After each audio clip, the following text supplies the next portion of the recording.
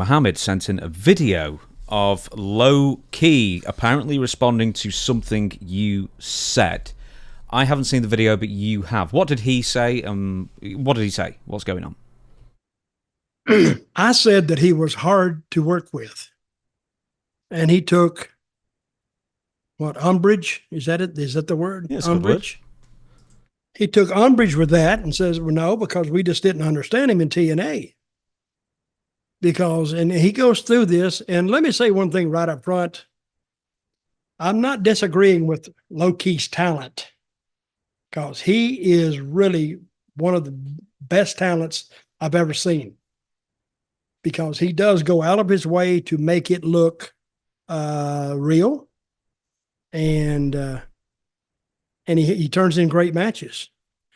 The thing with Low Key that held him back was his inability to speak. He had an unusual voice too. But whoever had him, he just wouldn't change the way he did interviews. And he's not a very good off-the-cuff speaker too. And I think that hurt him more than anything. And he's talking about, we did a TV for TNA in Florida, and he said the Orlando fans were all Hispanics, I think. And he said he was over there like crazy. Well, Low Key, I need to tell you, we wasn't doing TV just for the local fans in Orlando. We were doing them for a nationwide distribution of the TNA show. So, and he said that Jeff didn't understand him and I didn't understand him. And I'm reading the comments in this, and he says, Low Key is the most self-centered person I've ever met. Then he says, yeah, thinks he's God's gift to wrestling. And all what it said in the comments about Low Key was a lot worse than what I said. Because Low Key, you would go in and you would give him what you wanted, and he'd say, and that's the start of it. I'm going to suggest something to him. If somebody gives him that, say, I got an idea. You see what I mean? Change the approach. Like, nah, that don't really work for me. Because I don't remember Low Key turning in any big viewership numbers. I don't remember him turning in any big pay-per-view numbers. And because he wasn't the main event, so he couldn't have took credit for him anyway. And I'm not saying we couldn't have done more with him, but Low Key was, I think, his own worst enemy. I really do. And I like the guy. But, and if I'm not, and he's been a lot of places, name one place that Low Key has been the main event.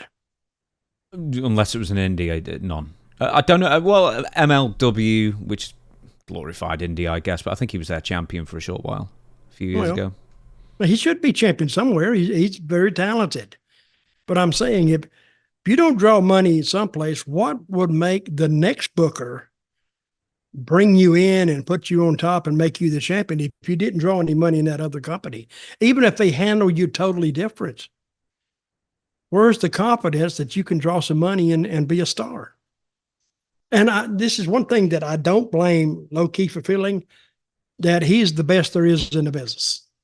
I don't blame him for feeling that way, because if you don't feel that way, you need to go do something else. So I've seen matches. Is that what he said? He said he was the best in the business.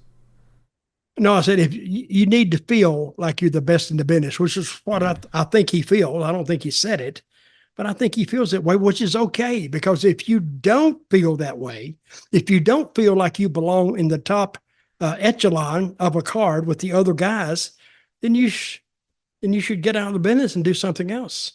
So, but he said one thing in there about Jeff Jarrett told him, he says, he was talking to Jeff, and he said something about Jeff making a point and says, we're going to do something, or whatever, trust me. And he hit him in the chest with the finger. He said, from where I come from, that will get you killed. Wait a minute. It's a wrestling match we're talking about, not damn on the street violence. Why would that get you killed anyway? But I think he needed to go back and rethink his interview and be a little more agreeable to some things. And I think things might turn around for him. He's 44 now. So do you think he's got one more run in him? Well, L.A. Knight has one more run in him, but L.A. Knight, he can talk. And the people just respond to him. Now, if he walked out there and all of a sudden he could talk like L.A. Knight, yeah, he'd be over. Because I've seen a lot of guys that couldn't work a third of what Low Key can work and as well, but they could talk. And all they wanted to hear him is talk. Handsome Jimmy Valiant couldn't work his way out of a paper bag, but the people loved him because why? Because he made them feel something here. And Mr. Low Key, my advice to you is make people feel something and get something to where you could, I hope you don't act around the fan like you act around the dressing room, because you'd be the biggest heel in the world. But anyway, I don't blame him for feeling that way. And Low Key, I'm glad you made your feelings known.